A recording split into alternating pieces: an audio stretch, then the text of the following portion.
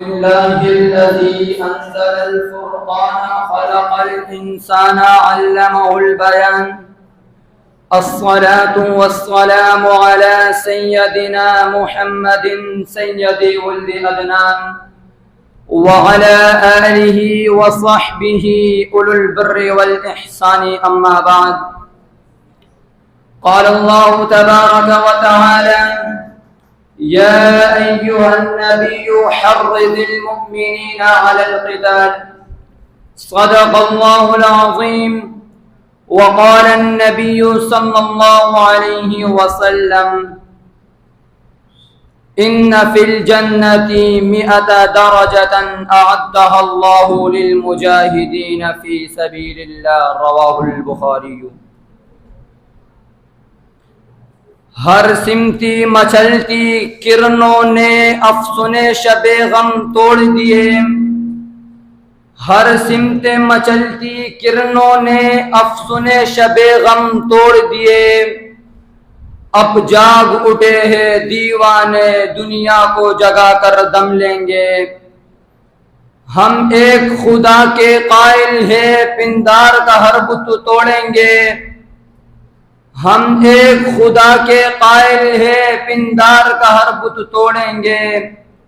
ہم حق کے نشاں دنیا میں باطل کو مٹا کر دم لیں گے. قابل صد احترام واجب الاحترام اساتذہ کرام اور میرے جامعۃ الاحسان الاسلامیہ کے غیور مجاہد ساتھیوں، السلام علیکم ورحمۃ اللہ وبرکاتہ. آج میں آپ حضرات کے سامنے جس عنوان پر گفتگو کرنا چاہتا ہوں وہ ہے فرضیت جہاد. سامعین محترم، سب سے پہلے ایک مسلمان کا جہاد کے بارے میں کیا عقیدہ ہونا چاہیے، اس بات کو اچھی طرح سمجھ لیجئے، یاد کر لیجئے، دلوں میں اتار لیجئے، دماغ کی تختیوں پر لکھ لیجئے اور اپنے مسلمانوں بچوں کو یاد کرا لیجئے.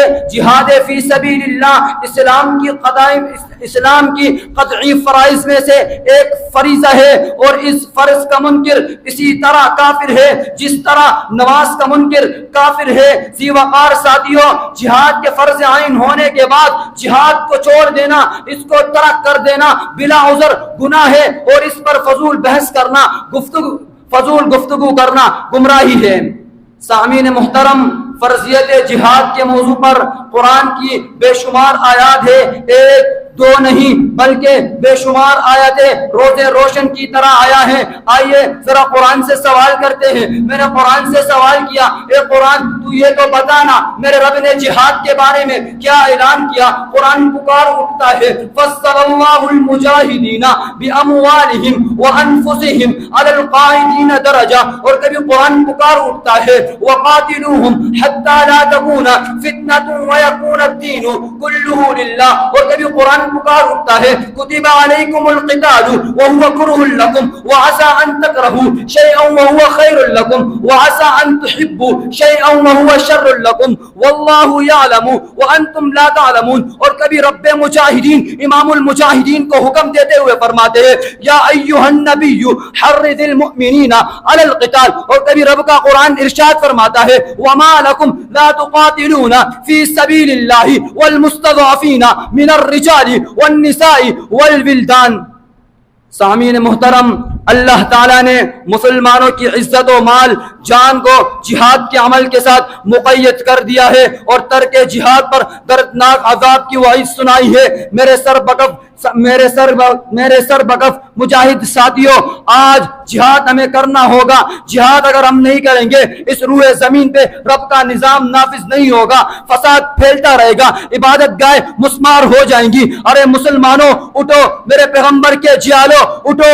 آج تمہارے ترک جہاد کی وجہ سے فلسطین اور غزہ کے مسلمان مظلوموں کو شہید کر دیا گیا. اور صلاح الدین ایوبی کے نام لینے والوں اٹھو، اپنی ماں اور بہنوں کی عزت کی حفاظت کے لیے جا پہنچو. اور محمد بن قاسم کے سپاہیوں اٹھو اور قبلہ اول بیت المقدس کو کلیسے میں بدلنے کے ناپاک عزائم کو خاک میں ملا ڈالو. لیکن سنو ارے مسلمانوں، کان کھول کے سنو، یہ کام جہاد کے بغیر نامکمل ہے. جہاد اگر جہاد اگرچہ مشکل ترین عمل ہے مگر اسی جہاد کی بدولت سے مسلمانوں کو نجاتیں ملتی ہے. جہاد اگرچہ گھر بار چھوڑ کر جان دینے کا نام ہے مگر اسی کی بدولت سے امت مسلمہ کو تمکین فی الارض اور خلافت فی الارض جیسی نعمتیں ملتی ہے. ارے مسلمانوں اٹھو، کب تک غفلت کی نیند میں پڑے رہو گے؟ بیمار ہو جاؤ گے. اس سے پہلے کہ دنیا کی گرفت تم پر مضبوط آ جائے، خود کو اس کو چھڑانے کے لیے ہمیں جہاد کرنا ہوگا اور ہمیں جہاد کا راستہ اختیار کرنا ہوگا.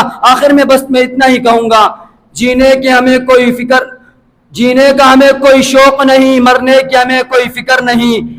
جینے کا ہمیں کوئی شوق نہیں، مرنے کی ہمیں کوئی فکر نہیں. وہ مر کے بھی زندہ ہوتے ہیں جو دین کی حفاظت کرتے ہیں.